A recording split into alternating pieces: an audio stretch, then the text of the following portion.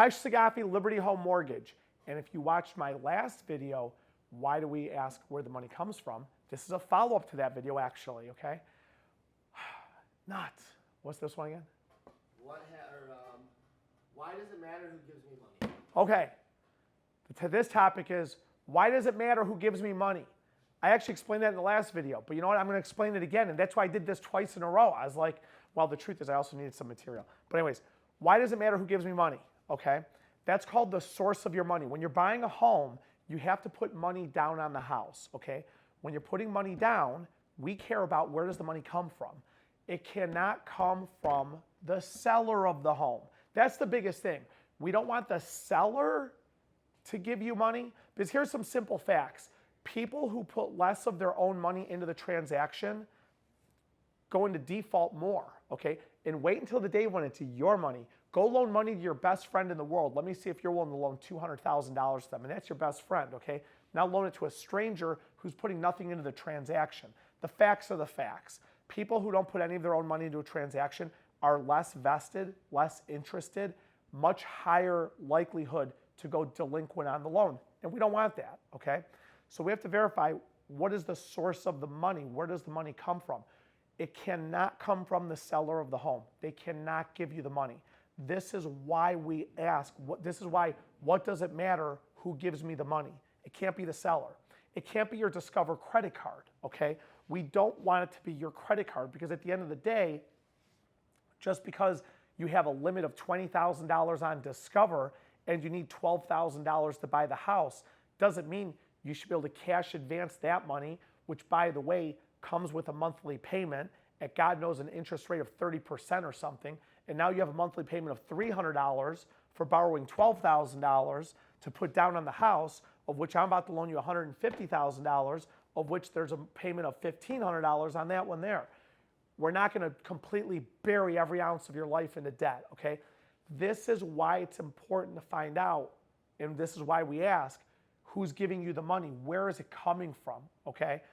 If it's a family member, are they a real family member? I've had people say, Khash, that's my brother.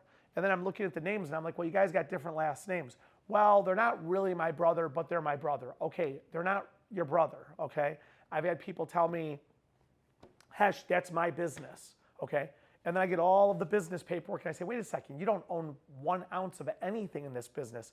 Well, I don't really own it, but I sort of own it. Okay, you don't own it, okay? So we have to find out, is it a family member? Is it your in-laws? If it's your aunts and your uncles, we've got to connect that together. We've got to make sure where this money is coming from, because again, people know what we ask for. Seasoned investors will know how to play the game. I'll give you an example. They know the money cannot come from them, the seller. Who knows? Maybe the seller goes and gives $10,000 to their buddy, okay, who then gives the money to you, and you sit here and tell me, Khash, that's my Uncle Joe Bob, okay?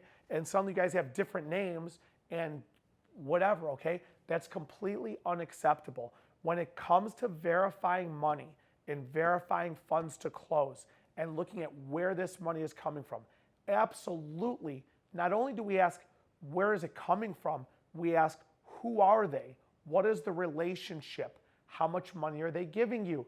And you'll love this one because they love it even more. Give me their bank statement so I can see that they had the money in their bank account.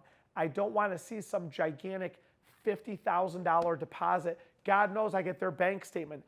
By the way, I don't care if they eat at Taco Bell and do whatever they do, okay? I'm not worried about what the debits are in their bank account. I'm worried about deposits. If all of a sudden I see they're riding their overdraft in their bank for minus $500, and then here comes a $30,000 cash ATM deposit out of left field, I got news for you. That's not normal, okay? So we are going to ask for their bank statement so we can verify where their money comes from. There's certain circumstances or exceptions to that. Sometimes we'll say, fine, we will not ask about a deposit into a donor account, but if it smells fishy, it's probably fishy, okay? So this is why we look at this, and this is why we ask the questions we ask. Pay attention to the process. And if you're a real estate agent, share these on your pages, and I'll catch you on the next video.